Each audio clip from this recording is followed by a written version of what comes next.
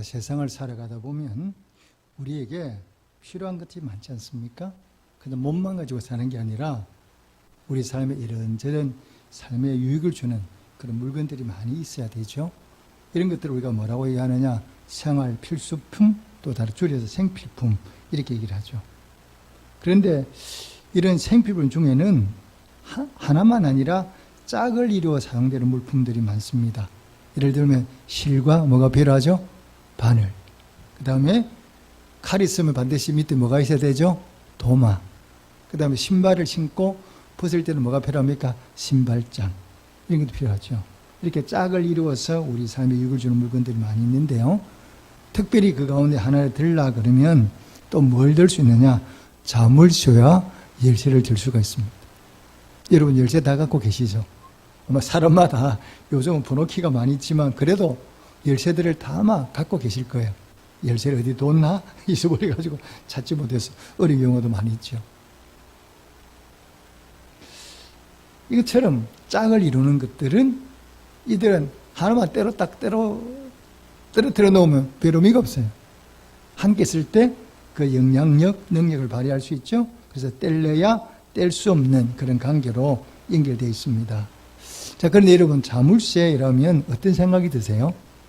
자물쇠 이러면 자물쇠가 가지고 있는 그 능력이 뭐냐? 어떤 물건을 가져가지 못하도록 딱 잠가버리는 거죠. 사람을 가두고 싶어. 그냥 그대로 도망가니까 도망가지 못하도록 딱 자물쇠로 잠궈 놓는 거죠. 언젠가는 제가 이렇게 감옥 안을 한번 이렇게 봤는데요. 제가 너무 놀랐어요. 바깥에서 들어가는 문이 몇 개나 되는 거예요. 그 안에까지 죄수들이 사는 곳까지. 다 뭐냐, 큰 철문에다 자물쇠로 다 잠가놓은 거죠. 그거 보고 와, 감옥이라는 곳이 저렇게 철저하게 잠그는구나 이런 생각이 들죠. 그래서 자물쇠라면 왠지 우리 마음속에 긍정적인 의미, 밝은 의미보다는 뭐냐, 좀 어두운 의미, 좀 부정적인 그런 면들이 좀 있죠. 반대로 열쇠는 어떻습니까? 열쇠는 하나님이 뭐예요? 잠궈진 것을 푸는 거잖아요. 문제를 푸는 거, 꼬여있는 것을 푸는 거, 이게 열쇠거든요. 이 열쇠라면 바로 뭐냐, 우리 마음속에 좀 긍정적인 의미. 우리 그걸 말이야, 네가 키다 이런 얘기 하잖아요. 키가 뭐예요? 그만큼 중요하다는 거죠. 그러니까 열쇠라는 거는 굉장히 우리로에게 좋은 의미, 밝은 의미 이런 걸 주고 있죠. 제가 하나 여쭤보겠습니다. 자물쇠하고 열쇠하고 싸우면 누가 이깁니까? 못 보셨어요? 여러분 누가 이깁니까? 자물쇠하고 열쇠가 싸우면 누가 이깁니까? 당연히 열쇠가 이기죠. 아무리 큰 자물쇠를 잠가놔도 조그마한 열쇠가 탁 돌리면 어떻게 됩니까? 딱 열려버리잖아요. 자물쇠는 열쇠 앞에는 꼼짝을 못하게 되어 있습니다. 자, 그런데 오늘 본문에 보니까 예수님께서 베드로에게 열쇠를 주겠다는 거예요. 어떤 열쇠입니까? 자, 본문 한번 보겠습니다. 어떤 열쇠인지. 자, 18절, 19절. 제가 18절 읽겠습니다. 또 내가 네게 이르노니 너는 베드로라. 내가 이 반석 위에 내 교회를 씌우리니 음부의 권세가 이기지 못하리라.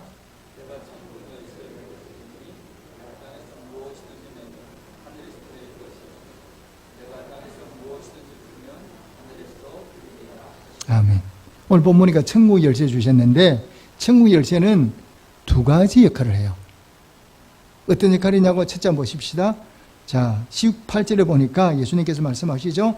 또 내가 네게 이르노니 너는 베드로라. 내가 이 반석 위에 내 교회를 씌우리니 음부의 권세가 이기지 못하리라. 그래. 첫째는 열쇠가 가진 천국 열쇠는 바로 뭐냐? 음부의 권세와 싸워서 이기는 것. 두 번째는 뭐냐? 풀고 매는 것. 이 두 가지 역할이거든요. 자, 음부의 권세와 싸워 이기는 것. 이게 바로 뭐냐? 천국 열쇠의 능력이에요. 자, 여러분. 근데 이 천국 열쇠를 예수님이 누구한테 주시겠다 말씀했다고요? 베드로에게. 그래서 여기서 굉장히 중요한 교리가 나와요. 그래서 천주교와 우리 개신교의 교리가 차이가 나는 것 중 하나 얘기입니다. 여러 가지겠지만 그 중에 하나가 얘기거든요. 천주교인들은 어떻게 생각하느냐? 자, 천국에 딱 가면 천국 문 앞에 누가 기다리고 있어요? 베드로가 기다리고 있어요. 왜 그래요? 천국 열쇠를 예수님이 누구한테 주셨다고요? 베드로 주셨잖아. 그러니까 천주교 교인들 이걸 그대로 믿는 거죠. 그래서 천국 딱 앞에 가면 예수님이 계시는 게 아니라 문 앞에 베드로가 딱 지키고 있어. 이게 베드로의 능력이. 그런데 천주교는 베드로의 능력이 대단하죠. 베드로의 후계자가 누구예요? 교황이잖아요. 그래 교황의 능력이 대단하지 않습니까? 천주교는. 근데 우리 개신교는 안 그래요. 내가 이 반석 위에 내 교회를 세우리니 이 무슨 말이냐? 베드로가 신앙 고백했잖아요. 주는 그리스도시요 살아계신 하나님 아들이시니다. 이렇게 고백을 했거든요. 이 고백을 듣고 예수님이 기뻐하셨어요. 베드로의 신앙 고백을 듣고 기뻐하시면서 뭐라고 말씀하셔서 천국 열쇠를 네게 주겠다. 이 고백이에 이 반석이 바로 뭐냐? 네 고백이에 주는 그리스도 살아계신 하나님의 아들이란 이 고백이에 내 교회를 세우겠다. 그리고 그 교회라의 음수의 끈부의 권세와 싸워서 이기도록 하겠다. 이게 우리 개신교가 믿는 교리예요. 우리는 천국 열쇠를 베드로에게 주신 것이 아니라 누구에게 주셨다고? 나에게도. 믿으시기를 바랍니다. 그러니까 예수님이 천국 열쇠를 베드로에만 주신 게 아니고 믿는 우리 모두에게 주셨어요. 어떤 사람에게? 신앙 고백하는 베드로처럼 주는 그리스도시요 살아계신 하나님의 아들이다 아들입니다 하고 예수님에 대해서 내 신앙 고백하는 사람에게 주님이 천국 열쇠를 주셨다는 거예요.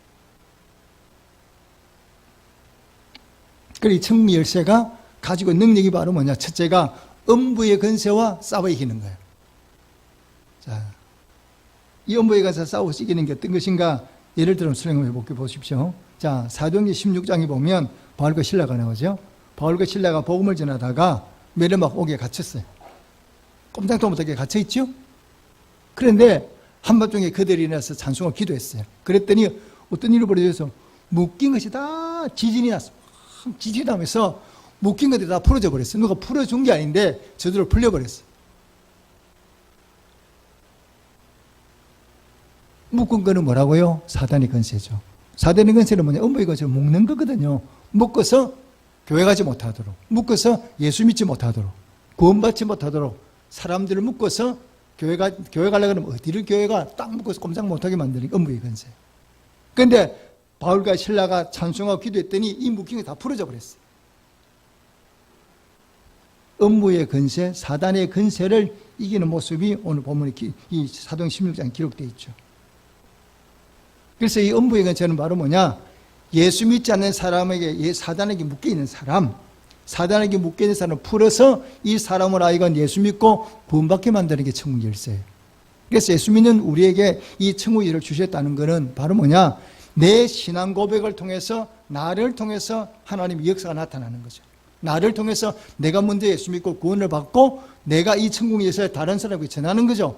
또 다른 사람에게 전해서 이 사람 또한 나와 똑같이 예수를 나의 구주로 영접하고 신앙 고백해서 구원받게 만드는 거. 이게 우리가 하나님 우리에게 주신 천국 열쇠의 권세예요. 그래서 성도는 이 사명을 잘 감당해야 돼. 왜? 천국 열쇠를 나에게도 주셨으니까.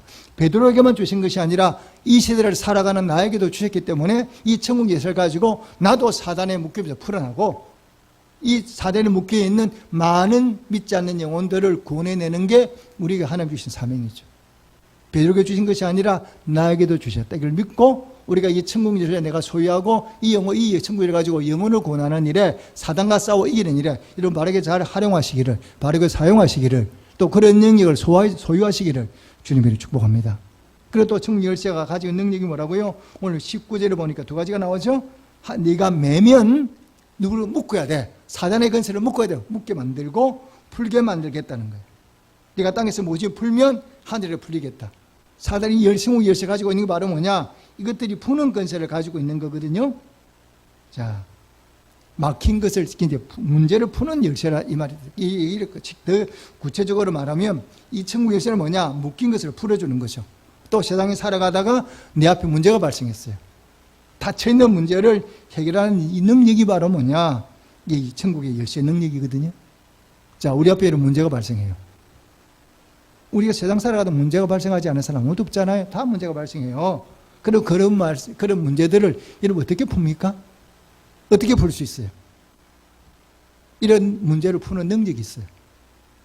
누가 이 능력을 가지고 있어요? 여러 사람이 있지만 그 가운데 대표적인 사람이 누구냐? 오늘 구약 본문에 나오는 요셉입니다. 자, 오늘 구약의 본문은 읽지 않고 제가 간단하게 설명을 하겠습니다. 자, 요셉이 어떻게 됐어요? 자, 바로부터 먼저 얘기를 합시다. 자, 바로가 꿈을 꿨어요. 꿈을 꿨는데 꿈의 내용이 뭐냐? 꿈을 2개 꿨거든요. 첫째는 뭐냐? 살찐 7 암소와 파란 7 암소에 가는 꿈을 꿨고, 또 한 번은 뭐냐? 마른 7 이삭과 충실한 7 이삭의 꿈을 꿨어요. 근데 이 꿈을 도대체 해석할 수가 없어요. 바로의 마음에 범인이 찾아오죠. 그때에 짠 하고 나타난 사람이 한 사람이 있어요. 누구겠습니까? 그 사람이 바로 누구냐? 술 맡은 관원장이에요. 자, 요셉이 감옥에 갇혔을 때 어떤 일이 벌어졌습니까? 그때 요셉이 갇힌 감옥에 떡 맡은 관원장, 술 맡은 2 사람이 함께 감옥에 왔죠? 2 사람이 꿈을 꿨어. 근데 그들 또한 역시 꿈을 해석하지 못하는데 요셉이 꿈을 해석해 주죠? 떡 맡은 관원장은 죽게 될 거고, 술 맡은 관원장은 풀려서 복직하게 될 거다. 복직하게 되면 나의 사연을 바로에게 고하여서 이 감옥에 나오게 해달라, 이렇게 얘기를 했잖아요. 근데 술 맡은 관원장이 복직하고 어떻게 됐습니까? 까마득히 요셉을 잊어버렸죠. 그때 바로의 꿈 얘기를 듣고 술 맡은 관원장이 누가 생각났습니까? 요셉. 그래서 요셉이 바로 얘기하잖아요.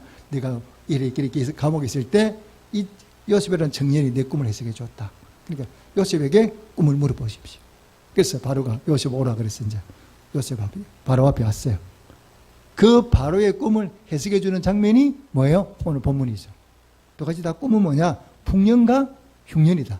첫째는 7년, 7년 동안 풍년이 올 거고, 2번째는 7년 동안 흉년이 와서 양식이 모자라게 될 텐데, 그 양식을 잘 준비해 놨다가 이 흉년에 뭘 해야 돼? 이 문제를 해결해야 돼 하고 바로에게 이제 얘기를 하니까 바로가 그 얘기를 받아들이게 되죠. 자, 이 요셉의 꿈이 어떤 일이 벌어집니까? 애굽의 모든 백성과 주변 나라의 모든 백성의 생명을 살리게 되죠. 요셉의 꿈을 번져가며, 바로의 꿈을 번져감으로 인하여 죽을 수밖에 없는 많은 애굽 사람들과 주변의 사람들을 살리는 역할을 누가 하느냐? 이 요셉이 하게 되죠. 이 살리는 사람 중에 누구도 포함되어 있어요? 자기가 사랑하는 아버지 야곱도 이 속에 포함되어 있잖아요. 야곱이 가족도 쌀이 없으니까, 양식이 없으니까 애굽으로 양식 사러 왔잖아요. 야곱도 살아나죠. 자, 이렇게 요셉이 가진 열쇠의 능력을 구약 성경 창세기에서는 뭐라고 표현하고 있냐 그러면 형통으로 표현을 해요. 요셉 어떤 사람이라고요? 형통한 사람이다, 이렇게 표현을 하죠. 그래서 요셉이 가지고 있는 그 꿈의 해석 능력을 가지고 우리가 이 천국 열쇠를 가지고 요셉이 뭐냐? 많은 사람들을 살리는 그런 일들을 하죠. 그럼 요셉이 어떻게 살립니까? 어떻게 요셉이 그 일을 감당하나요? 보면 어려운 게 아니죠. 요셉이 뭐 하느냐? 요셉은 총무예요, 총무. 살림살이 하는 사람이에요. 그걸 하잖아. 자, 보십시오. 보디발의 집에 있을 때는 뭐가 됐어요? 가정총무. 그래서 보디발의 집에 살림을 다 책임지고 살았죠? 감옥으로 내려갔어요. 감옥에 내려가 감옥의 모든 살림살이를 간수가 누구한테, 간수장이 누구한테 맡겨요? 요셉에게 맡기죠. 그 다음에 총리가 되니까, 애굽의 총리가 되니까 또 바로가 애굽의 모든 살림살이를 누구한테 맡겨요? 바로 요셉에게 맡기죠. 요셉이 어떤 일을 해서 많은 사람이 형통을 경험하느냐 그랬더니 살림을 살아. 독살이 한다는 얘기가 아니라 가정과 나라를 이끌어가는 살림을 잘 살죠. 그래서 많은 사람을 살리고 또 많은 사람을 뭐냐? 유쾌하게 만들어요. 자, 여러분, 성도의 사명이 뭡니까? 우리를 성도라 부르는데 우리의 사명이 뭐예요? 하나님이 우리를 부르셔서 자녀 삼아 주셨잖아요. 그럼 하나님이 우리를 부르셔서 자녀를 삼아 주신 목적이 뭐예요? 왜 삼아 주셨어요? 왜 우리를 부르고 직책을 주셨어요? 자, 이게 어디 남아 있느냐? 아브라함 부르심이 나타나 있어요. 아브라함이 나타나 하나님 말씀하시죠. 내 본토 친척 아비 집을 떠나 내가 네게 지시할 땅으로 가라. 내가 너로 하여금 복의 근원이 되도록 만들어주겠다. 창대하게 만들어주겠다. 모든 민족이 너로 말미암아 복을 얻도록 만들어주겠다. 이렇게 말씀하거든요. 아브라함을 부르신 목적이 바로 뭐냐? 아브라함 한 사람뿐만 아니라 아브라함을 통해서 모든 나라 민족이 복을 받도록, 구원받도록, 하나님의 은혜를 경험하도록 만들도록 아브라함을 부르신 거거든요. 근데 그 사명을 제일 잘 감당한 사람이 바로 요셉이에요. 요셉이 실제 그런 일을 하잖아요. 그러면 하나님이 나를 부르신 목적도 똑같거든요. 나를 통해서 주의 복음이 전파돼야 돼. 나를 통해서 믿지 않는 사람들이 예수 믿고 구원받아야 돼. 그리고 나를 통해서 가깝게 내 가족이 복을 받아야 돼. 나가서 내 친구, 내 주변 사람들이 나로 인해 복을 받고 또 우리나라가 세계가 복을 받아야 돼. 이게 바로 뭐냐? 우리를 부르신 목적이에요. 나로 인하여 내 주변 사람이 구원을 받고 나로 인하여 내 주변 사람이 은혜를 있게 하나님 은혜를 경험하게 만드는 게 이게 바로 성경이 경험하는 형통이라는 거죠. 여러분 돌아보십시오. 여러분 어떻게 살고 계세요? 여러분을 통해서 내가 이 집에 시집을 왔더니 저 며느리 이 집에 들어오고 난 다음부터 이 집이 참 복을 받는 것 같아. 내가 회사 취직을 했더니 사람들이 뭐라고 저 사람이 우리 회사 들어오고 난 다음부터는 어때? 회사가 너무 잘 되는 것 같아. 제가 한 번은 정인성 목사님 만나려고 이제 중심교회를 갔어요. 갔더니 중심교회 그 중목사님이 저하고 이제 우리 김 목사님이랑 소목에 같이 이제 자기 교회 권사님이 하시는 식당을 갔거든요. 근데 이 코로나 때문에 손님이 안 오는 거예요. 그래서 이제 권사님이 되게 이제 가기가 어려웠어요. 근데 제가 그날 우리가 밥 먹으러 갔잖아요.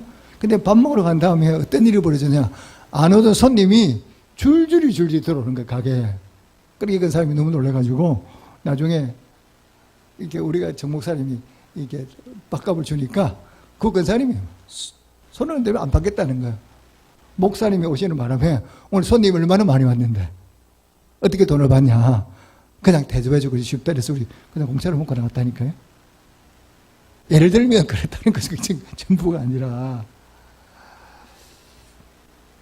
그럼 우리는 어떻게 살아야 되느냐. 요셉처럼 살아야 되거든요. 나로 인하여 다른 사람이 나만 복을 받는 게 아니라 나로 인하여 내 주변의 모든 사람이 복을 받아야 돼. 그럼 어떻게 나도 요셉 같은 사람이 될 수 있어요? 어떻게 하면 그럼 하나님이 요셉에 뭘 보고 그렇게 요셉에게 그런 은혜를 베푸셨냐는 거예요. 그럼 다른 게 없습니다. 여러분, 자, 우리는 대부분 뭘 원하느냐? 능력을 원하죠. 능력을 갖기를 원해요. 근데 하나님은 반대야. 우리는 뭐냐? 능력 갖기를 원해서 저 사람이 능력이 있으면 좋겠다는 거죠. 근데 성경은 한 번도 하나님이 우리에게 능력을 가지고 시비 붙인 적은 없으세요. 그 하는 게 우리의 차이점이거든요. 하나님은 우리를 부를 때 능력 있는 사람을 부른 적이 거의 없어요.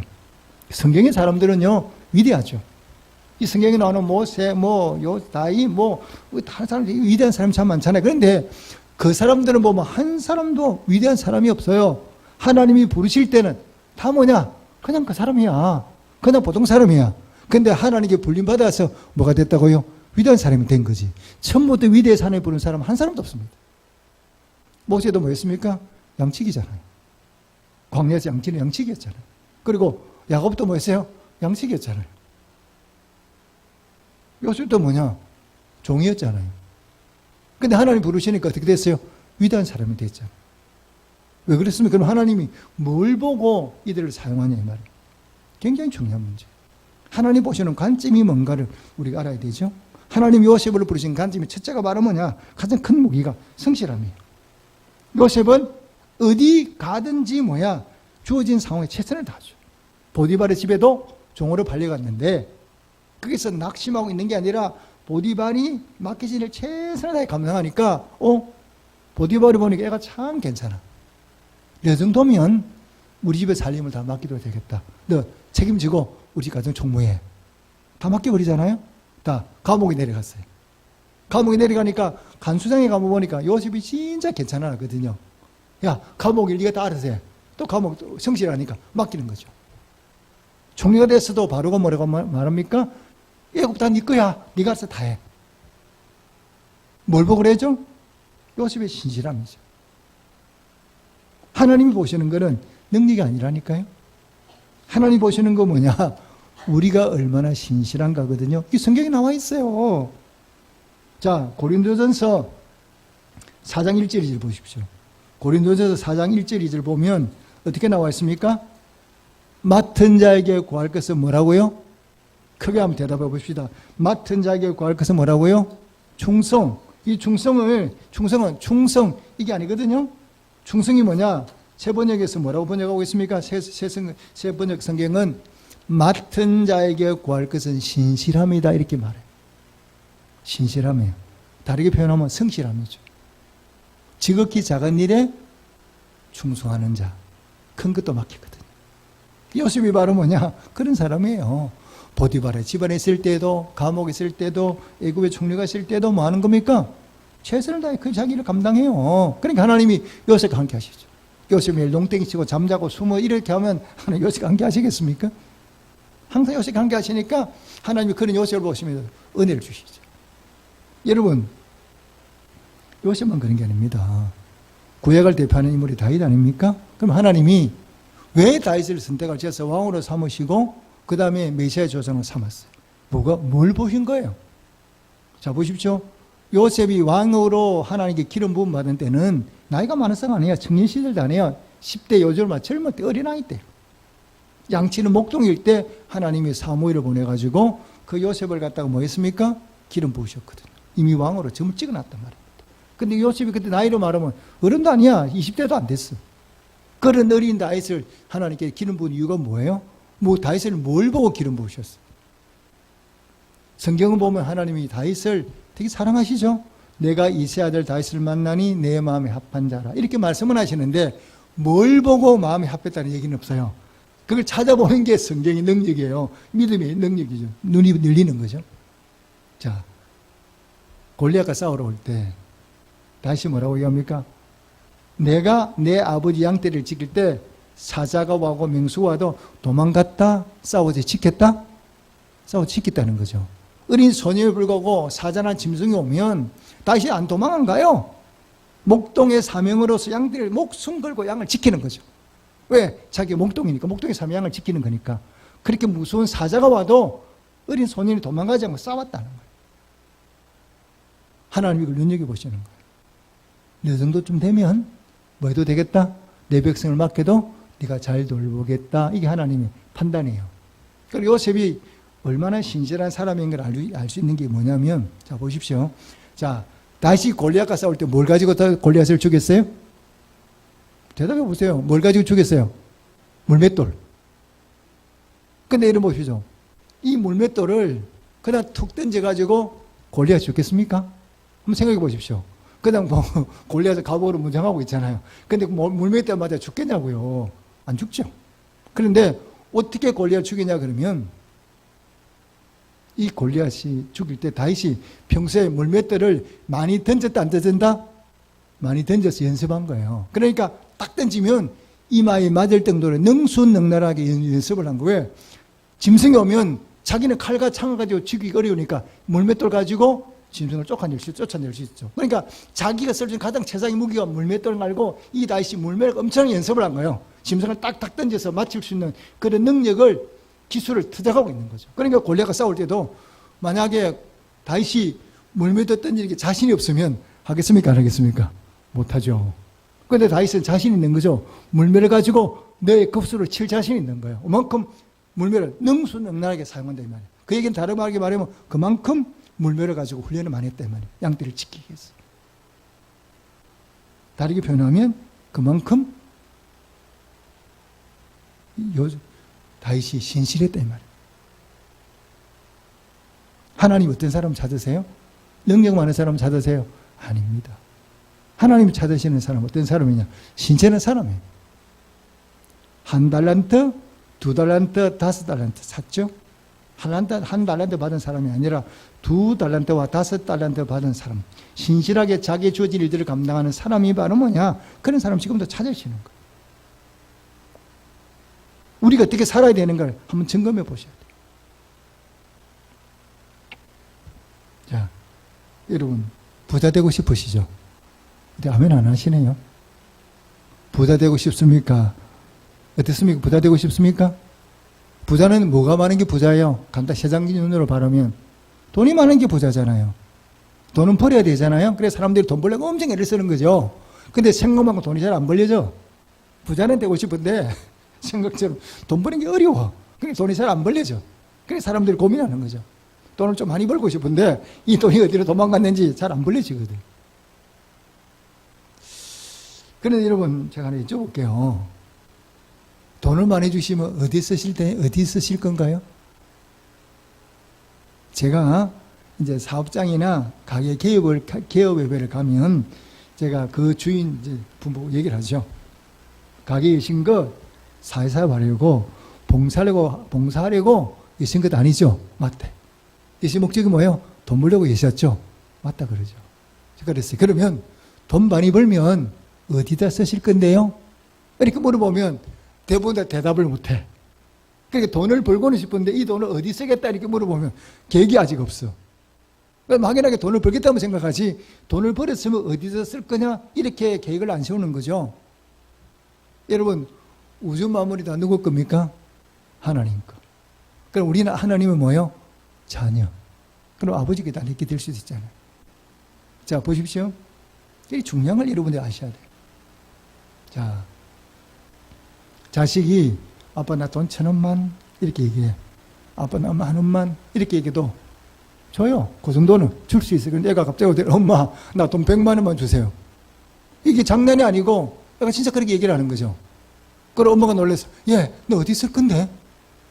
이렇게 물어보죠. 물어보게 되잖아요. 근데 애가 얘기를 들어보니까 정말 필요한 데 쓸 거야. 근데 없어도 어떻게 돼요? 빌려서 줘야 돼. 무슨 말인지 아시겠죠? 돈을 하나님 주시면 내가 어디 쓰겠다는 게 정확해야 돼요. 그럼 하나님 주시게 돼 있어요. 왜 안 주시느냐? 돈을 주시면 제대로 못 쓰거든. 하나님 때때로 안 쓰거든. 죄 짓는 일을 쓰거든. 그러니까 못 주시는 거예요. 하나님이 다 하나님 건데 제대로 쓰겠다고 말하면 하나님 안 주시겠어요? 얼마든지 주실 수 있어요. 여러분 돈 달라고 말하기 전에 쓸 계획부터 잘 세우십시오. 어디다 쓸 건지. 이거부터 계획을 세워야지. 이건 하나도 안 세우고 무슨 돈 달라면 돈을 줘서 나쁜 데 쓰면 어떻게 줘요? 여러분 그렇잖아요. 자식이 잘못 나쁜 데 주시겠어요? 성도는 어떤 사람이냐? 나를 통해서 이웃이 복받고 나를 통해 하나님 인강이 드러나야 돼. 교회가 못하는 곳이에요? 저는 그렇게 생각하거든요. 교회는 못하는 곳이냐? 주는 곳이에요. 그게 교회에서 자꾸 흘려내보내야 돼. 왜? 교회가 흘려내보내서 복음관계 흘려보내야 내 주변 나라가 기름지고 내 주변 사람들이 행복해, 그러니까 복되게 살 수가 있어요. 근데 교회가 주지 않겠다 딱 움츠매면 그때부터 교회는 교회가 아닌 거예요. 사랑과 우리가 가진 것들을 정성을 이런 것들을 흘려보내서 이들에게 복음을 통해서 이들이 전파되게 만드는 거거든요. 제가 얼마 전에 그제 신문을 봤는데요. 이런 기사가 났어요. 신문 전체면이에요. 독신으로 선교사로 섬겼던 분들이 은퇴를 했어요. 이분들 결혼하지 않았으니까 독신으로 섬겼으니까 여자분들이 자녀도 없고 은퇴를 했더니 갈 데가 없는 거죠. 실제로 갈 데가 없어요. 은퇴를 했는데. 그러니까 이분들이 나무 집에 가서 친척이 두부살이 하는 거 하루 이틀이지 이게 보통 문제가 아닌 거예요. 이게 한두 분이 아니죠. 그래서 장신대에 저희들을 가르친 조선의 교수님이라는 분이 계시는데요. 이분이 자기가 가진 전재산을 다 내가지고 이분들을 위한 숙소를 짓는데 돈을 헌납을 했어요. 그리고 이 얘기를 했더니 장로님 한 분이 자기 가진 땅을, 꽤 넓은 땅을 헌납을 해 주신 거예요. 여기다가 선교사님들이 숙소를 지으십시오 하고 엄청난 땅을 1,000평 넘는 큰 땅을 내놓으셨어요. 그래서 조선의 교수님이 자기 사재를 다 털어서 여기다 냈어요. 그런데 공사가 지금 한 90% 정도 됐는데 나머지 돈이 공사비가 모자라서 공사를 못하고 있다는 얘기를 들었어요. 신문에 났어요. 제가 그걸 보는 동안에 마음이 되게 좀 아팠어요. 그래서 제가 장로님들에게 우리 당일에서 제가 부탁을 했어요. 우리가 이 공사비 일부를 좀 부탁하자. 우리 교회가 감당하자. 그래서 제가 말씀드린 장로님들이 다 좋다고 허락하셔서 우리 교회에서 얼마 전에 적지 않은 돈을 보냈어요. 공사할 수 있다. 제가 돈을 보내고 전화했더니 그 다음날 목사님이 막 너무 감동을 해가지고 너무 좋아하시는 거예요. 제가 그 전화를 받는데 마음이 되게 힘들었어요. 자기 것도 아니거잖아요. 자기 집을 짓는 거 아닌데 남의 일에 이렇게 힘쓰시는 분들. 교회는 못하는 곳이냐? 나로 인하여 복을 받아야 돼. 나로 인하여 복음이 전파돼야 되고 교회를도 하나님 영광이 드러나야 돼. 근데 나는 움키지기만 하고 내 보낼 줄도 모르고 내 것만 챙겼는데 하나님 나에게 복 주시겠습니까?